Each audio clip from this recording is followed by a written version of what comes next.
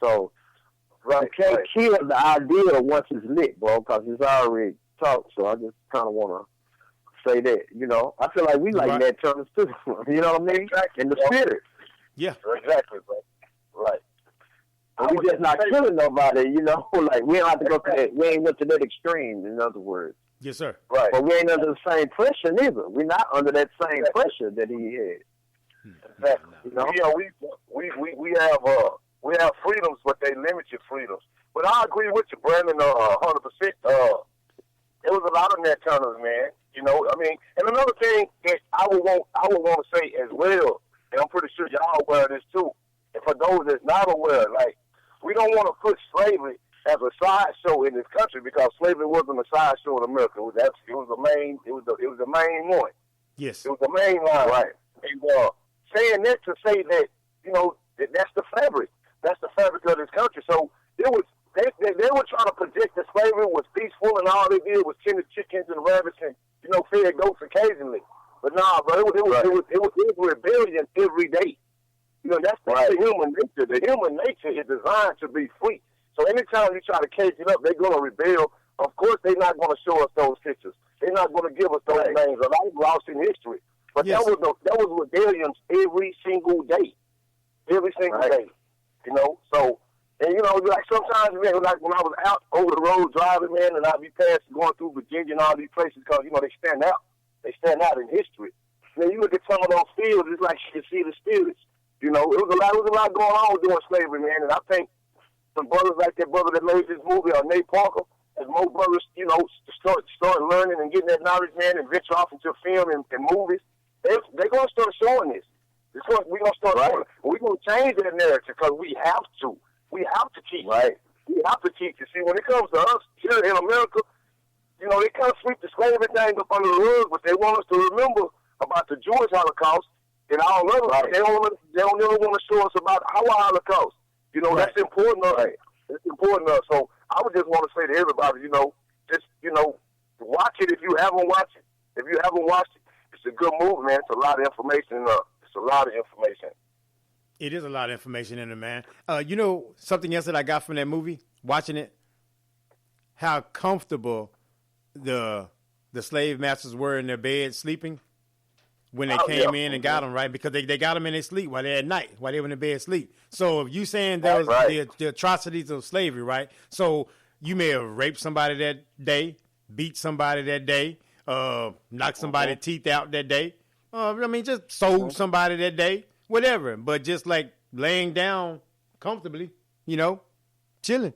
You know, I mean, you sleep, you know, and I mean, again, you know, your conscience wasn't bothered. Rather than, hey, when they do bust in to come get you, hey, man, I barely sleep anyway, so I heard everything moving. You know, it was just, they were slumbering, you know, because the idea was that property, you really weren't considered a human being. You were considered property, and you were treated as property, you know, bought, sold, raped, abused, used for entertainment, mutilated, you know, whatever, because it was just fun and games then. Right. You know, because they didn't value as a human. I'm sorry, go ahead. But I want to say, you know, kind of what you're hitting on too. You know, that was big business, bro. You know what I mean? Slavery, like going back to what Vincent is saying too, that was big business. And like you said too, Shelton, you know, it was property. That's what it was always about. But it was all about money. So at the expense of these souls. So, but like Vincent was saying too, of course they're not going to talk about this, but everybody wasn't meek. Everybody wasn't meek and docile, and they had a lot of rebellions. That's why the movie was saying that Nat Turner, they needed him to go to these plantations. You know what I mean? Right. Yeah, to calm it down. That's what was happening. That's what was happening. And then you see the brother, one scene, that brother who was sitting on that grass by himself, and, you know, he kind of, Nat Turner kind of changed up his speech, but the slave masters didn't even peep it. Yeah. Because he seen what was going on. So right there, the fire was lit. It was just a matter of time. Inside him, the fire was already lit. And, and like I say, so many lessons to be learned. But that man, one thing I like about, I go back to about that woman again, because You know, a lot of times these days we got the black man and the woman pit against each other. But look, that was one of the main reasons he went to war, because he messed with his woman. Not his money. He wasn't making no money. His woman. You didn't really have nothing to lose. And I think, like you said about the comfort, the slave masters were they was comfortable and never thought it. And we are comfortable today. And, you know, like we comfortable in our houses, so that's why we don't feel the need to do what we're doing right now. He's just kind of speaking out against it.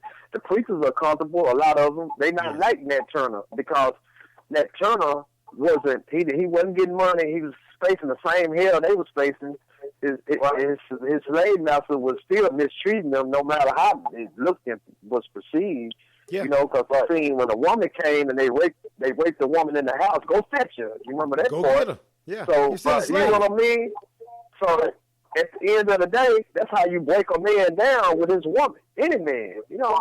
And money, that's one aspect. But you want to break a man down, you break him down by taking something he loved, like his woman and his children. Yes, sir. And that's how they got him, bro. And that's what that became their undoing. Little did they know. Yeah. Right. That, you know what I mean? It sent them over the edge for sure. It sent them over the edge. Question. What did you guys instantly, the first thought came to you guys' mind when you saw that little boy go tell it?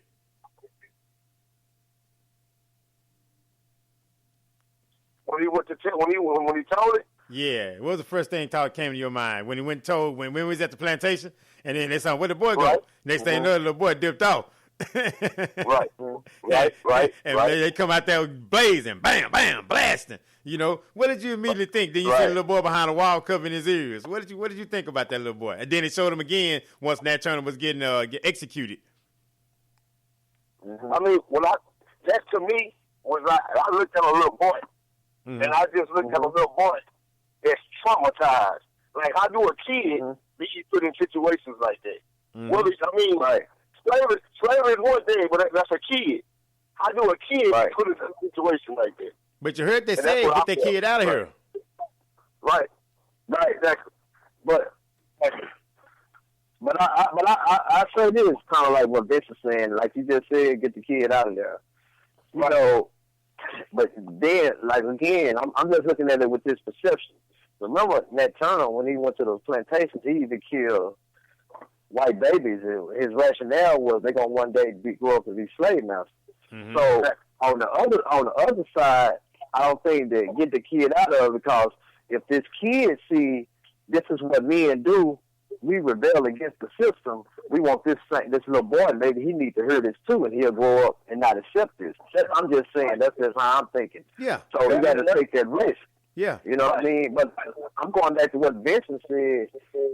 I would have never been mad at the kid, because that's a kid. You know what I mean? And, you know, and so that's how I'm thinking, like Vincent said. You know, it's a kid. You know, you can tell a kid something, and, you know, a kid they got the type of fortitude that we have. Most of them don't. You know, you got some special ones, but most of them, they can't handle the pressure. So, I think it was fear. Once he seen what really happened, it was like he was just a scared kid, you know? Yeah. So that's what I think about it. Right. Yeah. It also was a part off in that movie to where when he was there, man, y'all remember when he showed that little girl, those two little girls walking out that house, one of them had the rope around her. Yeah. That right there was used too, because also what it showed is that he looking at this young black girl with a rope around her neck and like, this is not going to stop. Right. This is not going to stop. These are kids. This is not a grown person with a rope around her neck. This is a 7, 8, 9-year-old girl with a rope around her neck. Yeah, right? Toys. And the little girl, exactly. And the little girl that had the rope around her neck, she was young. Yes. So when you look at that projection, it shows you that it's already instilled in the next generation. It's already there. Right. This is how you know treat what I them. mean? So, yeah. Exactly, man. Exactly. Okay. Right. So right. All the slave masters didn't get killed. That's all I'm saying. Right. No. Right. They had kids. Their kids had kids.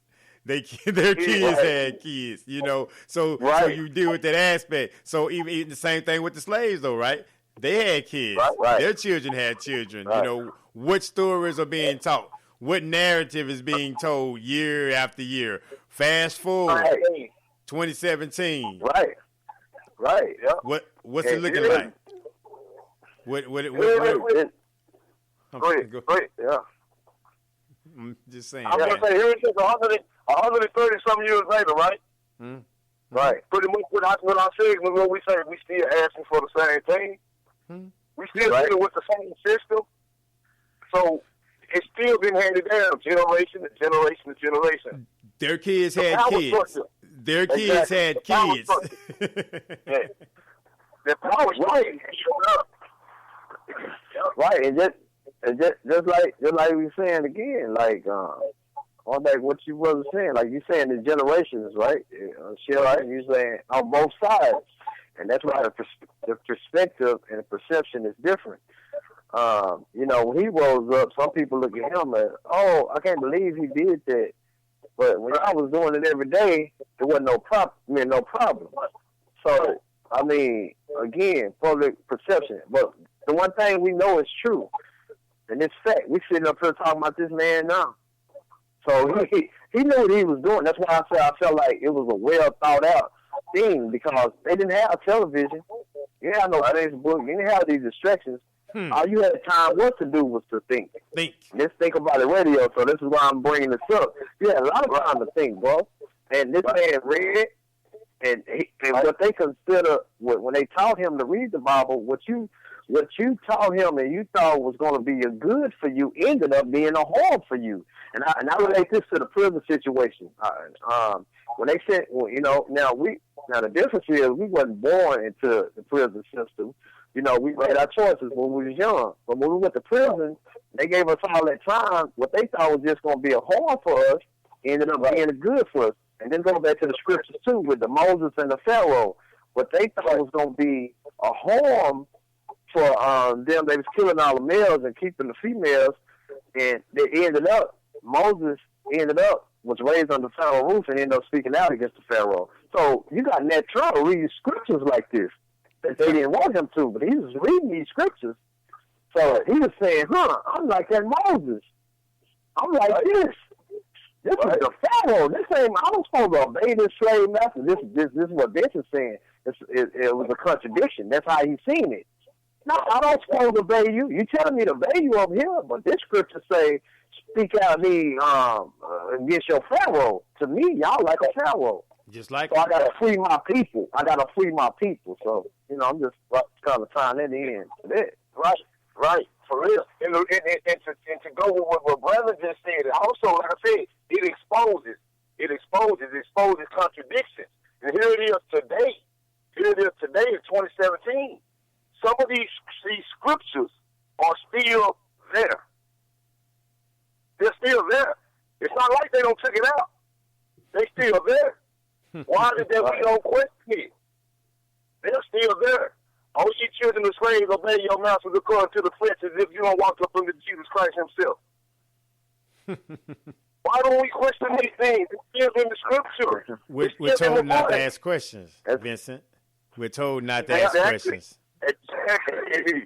He was told not to ask questions. And then, if you think about it, he was a different type of preacher. Now, all the other preachers just went along with it. Now, what's going on today?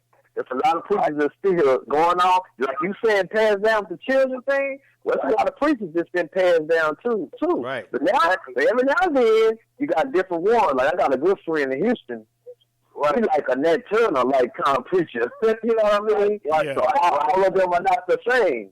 Martin Luther King was not the same. You know what I mean? Right. He was speaking out against these things. And it's a lot of preachers. Every preacher is not like some of these preachers they show that, you know, that's doing this preaching and getting this money and stuff. There's still some preachers like that, but they're not the ones they're going to show you. No. You know what I mean? Right. Right. But they want us to just, you know, be comfortable and be distracted. Right. See, they weren't distracted. You ain't really have a whole bunch of time to be distracted. You working from sun up to sundown. You get a little Sunday off, and man, you start to think like, oh man, you know, something wrong with this. So they messed up. That's why they didn't want the slaves to read, because once they read, then they became free. Every slave that read, bro, became free. You look at Harriet Tubman, what she say? She said, I could have freed more slaves